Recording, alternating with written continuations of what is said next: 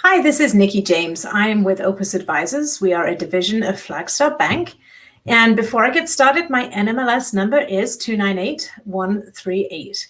So welcome to my video. Today, I'm just going to give you an overview of where do you start to get a mortgage, who do you talk to, and what are your options. In some other videos, I'll go into depth on qualifying and things, but today's just the beginning overview.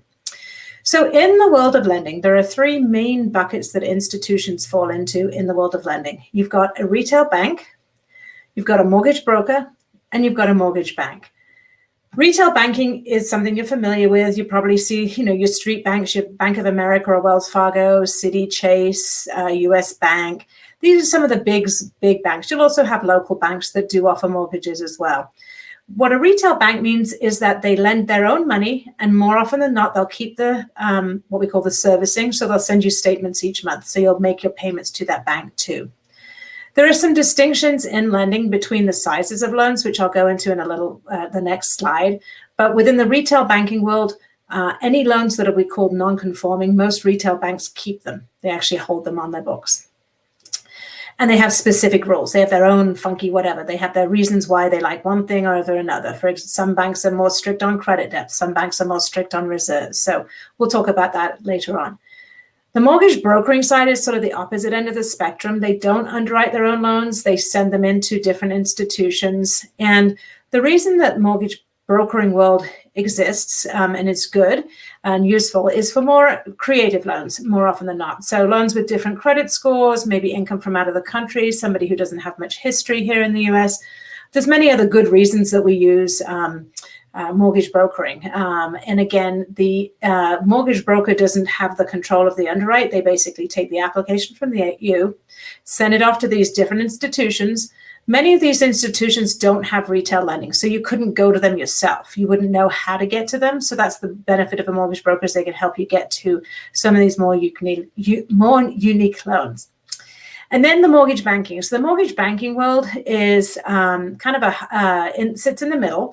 So they do all of their own underwrites in most cases. They process and do everything. They fund the loans themselves, normally on a warehouse line, and then they sell the loans. And they often sell to retail banks, or they can sell to other institutions that like to have their investments in mortgages, but they don't have a retail arm, or they're not a mortgage lending company. Some loans are also packaged and sold on Wall Street as mortgage-backed securities. So a mortgage bank doesn't keep the loan. They won't send you coupons each month after the first couple of months. Then they'll sell the loan somewhere. Some other company will send you the statements. But they're great in their flexibility for being able to look at the whole marketplace of different loans that are out there. And they have the control of the underwrite and the funding themselves. So OPES Advisors, as I said, I work for OPES, was a mortgage bank with the ability to broker. So we sat in those two buckets. And then we decided that we wanted to partner with a bank. So we were purchased by FLAGSTAR about 4.5 years ago, because we knew that we needed retail lending. We needed to be able to have loans that sit on the books, to create unique loans that we didn't have to sell in the market. And we have some great programs that are different and unique to us because of that. So I actually love what I do. I love where I am because I sit in all three buckets. So I can pretty much lend any loan that's out there. So when you come to me, I'll explain this to you. We'll figure out which is the best place to go. And of course, we're always looking for, if we fit every bucket, what's the lowest rate? That goes without saying. So what's the best profile that I fit and the best rate that we can get? Just a quick note on rates: you don't get to secure your rate until you buy a house, until you're in contract. So trying to shop around lenders saying, what are your rates today, isn't really the way to shop. You want to make sure that you understand what you're getting into, who you're working with, and they're educating you and helping you understand the process, because you really don't get to select your loan until you've actually in contract to buy the house. All right, so that's ways to get a mortgage. And I alluded to this a second ago, that we have these, I call them my mortgage buckets. So loans that nationally are under $510,400 fall into the bucket called conforming. And all that means is that they conform to Fannie Mae and Freddie Mac's rules.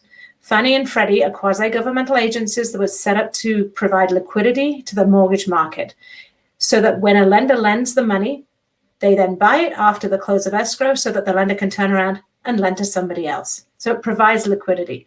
Fannie and Freddie have a certain set of rules in terms of how much income you need to have, what kind of reserves, cash reserves, what credit scores. They have their own rules. And when you fit those rules, you're called conforming. Your loan conforms to Fannie and Freddie's rules.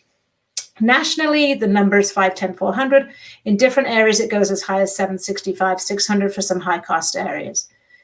So then we jump over into the non-conforming bucket. And all that means is it doesn't conform to Fannie and Freddie. The first reason it doesn't is because the loan's too big. If the loan is above that 510 or that 765, depending on your area, it's a jumbo loan automatically. And jumbo just means it's non-conforming. It doesn't conform to Fannie and Freddie's rules. So we use the same terms, jumbo and non-conforming, to mean it's the same thing. So jumbo loans tend to be stricter in underwriting, stricter in debt to income ratios, in most cases, cash reserves, and a few other nuances, credit scores, which I will go to in much more depth in another video with you. So that's the distinction between jumbo and conforming, or non-conforming and conforming. And there's many places where that will pop up for you. So what do lenders look at? Lenders look at these 5 main things: your debt, who do you owe what to, car loans, student loans. They're going to look at your income. How much income do you have to make a house payment?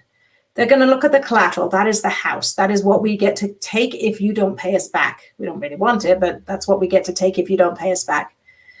We look at your credit score and your credit depth. So debt and the payments is what most people pay attention to, but credit depth is different from credit score, and credit depth only matters in that jumbo bucket. And then we look at assets. How much do you have in savings? How much do you have in 401ks, stocks, all of the other things that you have in terms of savings? So those are the main 5 things that a lender looks at. I'm going to go into a lot of detail on each one of those in the next video or another video, so please join me for that. And I love educating you on how to buy a house and how to set yourself up to buy a house, so don't hesitate to reach out to me, and would love to help you, and look forward to helping you on the journey to home ownership. Again, Nikki James with OPES Advisors. Thanks for joining me.